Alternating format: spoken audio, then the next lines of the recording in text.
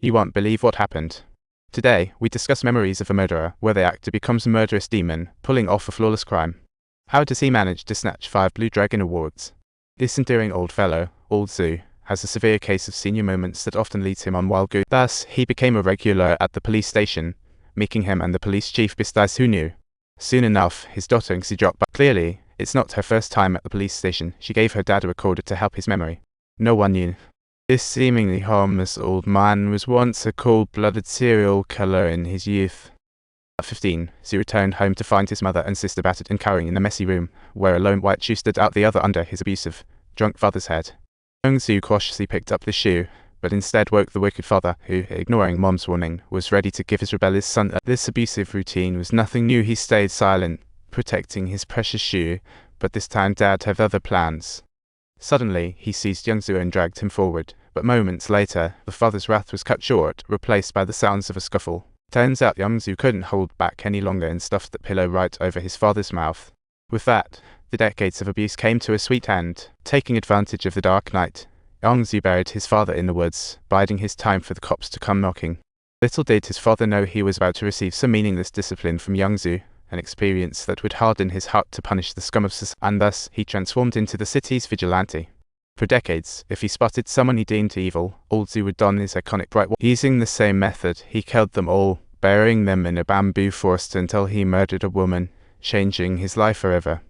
He couldn't recall who that woman was, because on his way back from disposing of her body, Old Zhu was involved in a serious car accident, which led to his unfortunate memory loss. Watching his young daughter grieve for him, he realized raising a happy, healthy child far outweighed the thrill of snuffing out 10 lives.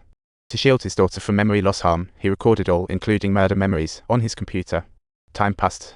Old Zhu ran a pet clinic as a day job, and now his daughter Nxie was all grown up, thinking she could finally keep her father's escapades under wrap. But a news story shattered the peace.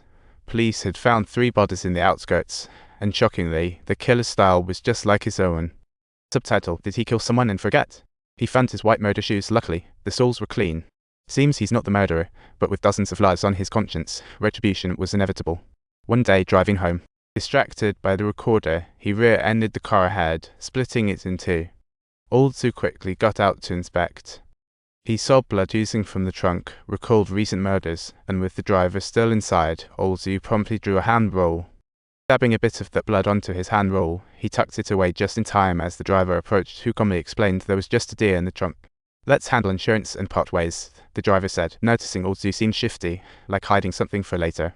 Subtitles: He gave his card, but the man didn't swap contacts and drove off, confirming Old Zhu's suspicion. This man, like him, was a serial killer. Old Zhu recorded everything, including the car's license plate, and returned to the pet clinic. He quickly had the blood on the roll tested, and as expected, it was female tissue. Old Zhu searched online and found that the recent serial murder victims were all female. In such a small town, for his daughter's safety, he anonymously reported the silver car owner via payphone. Little did he expect. The man resembling a white soldier was actually a cop. Known for his kindness at the precinct, his tip was dismissed as a joke. The next day, Old Zhu got a call from the police. Subtitle: They say it's just a deer, but the call was from Xiaobai. Yet, Old Zhu's killer instincts made him trust his judgment. So, he returned to the crash site alone to analyze the criminal mindset from a killer's perspective, thinking the river would be the best dump site. Still under the cover of darkness, he carefully drove to the riverbank, and unsurprisingly, he found a sack containing the female corpse. One day, police got an anonymous tip. Whitey came to investigate and, seeing the scene, knew the old man was up to something. He followed the car to the pet clinic, only to see a closed sign. At that moment, Old Zhu's daughter Nxie passed by, mistook him for a pet patient visitor, and explained her dad was sick, asking him to return another day. Upon learning she was Old Zhu's daughter, Whitey's mind wandered to darker thoughts. For Nxie, this charming guy was like a walking thunderstorm. Meanwhile, Old Zhu approached the precinct chief, asking him to investigate the silver car's owner, and the chief casually handed him that very case. As evening fell, Nxie told her dad she couldn't get a ride but would be home soon. The silver car stopped. It was the handsome man from earlier. He revealed he was a cop and offered her a ride. What a sudden blessing. Of course, Nxie had no reason to refuse. At the same time, after Old Zhu learned from the precinct chief that Nxie was his daughter, Whitey had wicked ideas. For Nxie, this charming guy was irresistible. Meanwhile, Old Zhu asked the chief to investigate the silver car's owner. Old Zhu was stunned, realizing his illness was worsening. Luckily, his daughter cared for him more and looked after him. Following Nxie's advice to stabilize his condition, he enrolled in an elderly memory training class, but Old Zhu's amazing nunchuck song made the lady constantly pursue him for dates. One day, she got right into his car. With no alternative, he took her on a ride. Suddenly, he saw something. His eye twitched, as if his daughter was strolling with a man. He hurried to pull them apart, but couldn't recall. Subtitles, it was Whitey. He asked, "Think see who he was?"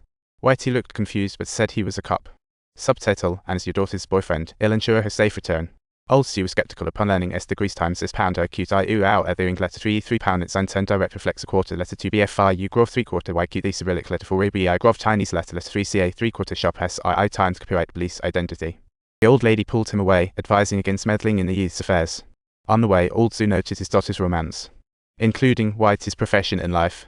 That day, the precinct chief approached Old Sue with the results of his earlier inquiry. The owner of that silver car was indeed Whitey. He was a patrol under him. After their chat, Old Sue still felt Whitey's name sounded familiar.